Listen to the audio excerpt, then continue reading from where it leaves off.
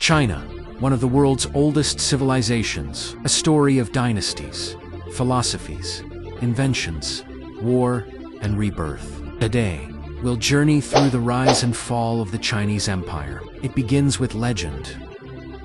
The Xia Dynasty, said to have emerged around 2100 BC. Though its existence is debated, the first historically confirmed dynasty is the Shang. The Shang used bronze tools, practiced ancestor worship, and developed the earliest known Chinese writing.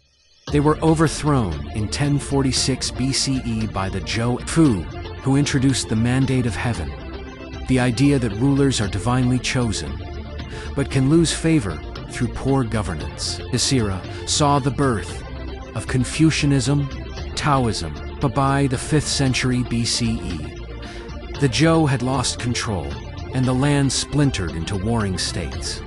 From that chaos emerged China's first emperor, Qin Shi Huang, in 221 BCE. He unified the country under the Qin Dynasty.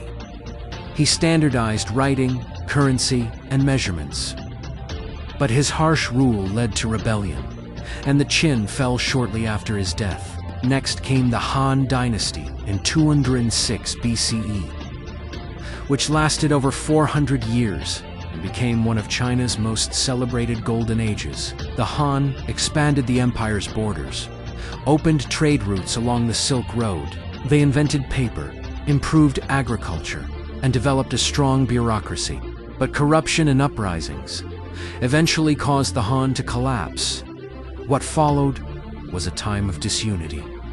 The Three Kingdoms, followed by the Jin, Southern and Northern dynasties, and endless warfare. It wasn't until the Sui dynasty reunited the nation in the late 6th century. The Sui built the Grand Canal, but ruled harshly and were soon replaced. Then came the Tang dynasty in 618 CE. Another golden age, trade, art, poetry, and science flourished. The capital, Shangyan, became one of the world's largest cities. Buddhism reached its peak, but in the 9th century, rebellion and internal strife led to decline. The Song dynasty followed in 960.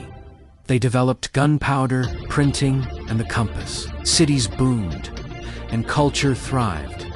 But militarily, the Song were weak, and eventually the Mongols conquered them. In 1271, Kublai Khan founded the Yuan Dynasty, the first time China was ruled by foreigners. Despite maintaining Chinese systems, Mongol rule was unpopular. Rebellion spread, and by 1368, the Yuan were overthrown. The Ming Dynasty brought back Han Chinese rule. The Great Wall was strengthened. The Forbidden City was built. Under Admiral Zhang, Chinese fleets reached as far as Africa. But in the 1600s, internal corruption, famine, and invasion brought down the Ming. The Manchus established the Qing Dynasty in 1644. It would be China's last dynasty under the Qing.